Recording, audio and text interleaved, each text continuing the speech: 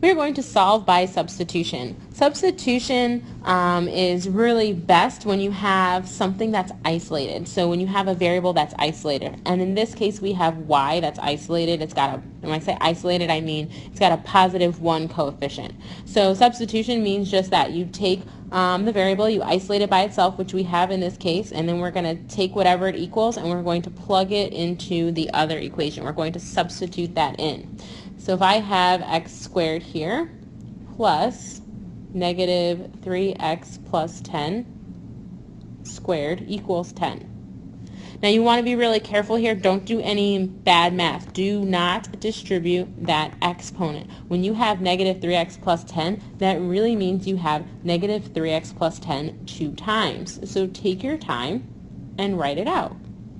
And then you're going to have to do your most favorite thing in the world and FOIL. So x squared plus negative 3x times negative 3x is a positive 9x squared. Negative 3x times positive 10 is negative 30x. 10 times negative 3x is negative 30x. And 10 times 10 is 100. Combine like terms. Notice that we ended up with 10x squared here minus 60x plus 100 equals 10. So what do you think we're going to have to do to solve here when you have a quadratic? Your second most favorite thing to do in the world, factor. So that means we're going to get this set equal to 0 by subtracting that 10. Then always go ahead and take out that GCF. So take out a 10, x squared minus 6x plus 9. So now we're thinking about those magic numbers that multiply to be a positive 9, add up to be a negative 6, and that is x minus 3 twice. So that's just telling me that I have x equal to 3. So I'm going to go ahead and set up my ordered pair where x equals 3, and I've got to now find my y coordinate.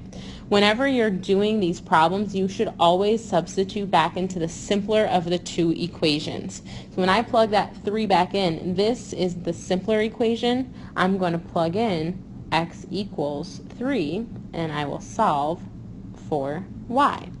So plugging that in gives me negative 9 plus 10, which gives me a value of 1. So my ordered pair, my answer is 3, 1. So we can see that there's only one intersection point of this x squared plus y squared equals 10. That's a circle, and we can tell that because we now know how to figure out what the equations are. And y equals negative 3x plus 10 is just a line. So we just have one intersection point, which means that's got to be a tangent. Now if we look at example B, it is also telling us to use substitution. You need to make sure you're following the directions and using whatever method is dictated to you. If it tells you your choice or doesn't specify at all, then you can do whatever you'd like. So this is telling us that we need to solve by substitution. So I'm going to look at my two equations, and I'm going to decide that this equation is the one that I want to isolate a variable in. Now the question is, do I want to get x by itself or do I want to get y squared by itself? If you notice, my other equation has an x squared and a y squared in it. If I were to isolate x by itself and plug it in, now I have to FOIL because I have this squared. But if I solve for y squared here by adding over that x, well, now I have y squared and I can just plug in 5 plus x into my y squared. I'm going to go that route because that is the easiest. So 5x squared plus 25 times y squared. Y squared is 5 plus x. That's what we got from our substitution.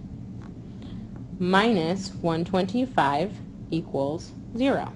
Go ahead and distribute here. So 5x squared plus 125 plus 25x minus 125. Combine like terms. 125 minus 125 will become 0. 5x squared plus 25x equals 0. So we lucked out here. We don't actually have to factor. We just have to take out a GCF of 5x, and then we'll be left with x plus 5. Remember that anytime you have an x a variable, that is giving you a solution. So I have two solutions here. I have that x equals 0 and x equals -5. So I'm going to have two answers, maybe even more.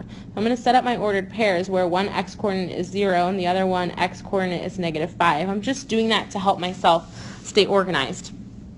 Now I'm going to go ahead and solve for y. The way I'm going to do that is I'm going to plug in 0 and -5 into my y squared equation. Always use the easier equation. This is definitely the easier equation. So y squared equals 5 plus 0. So we're plugging in that 0 from getting x equals 0. So y squared equals 5. Remember, when you take a square root, you always need to make sure you do plus or minus. So y equals plus or minus radical 5 when x was 0. So I'm going to put that in my parentheses with my 0. Then I'm going to do it all over again now where x equals -5.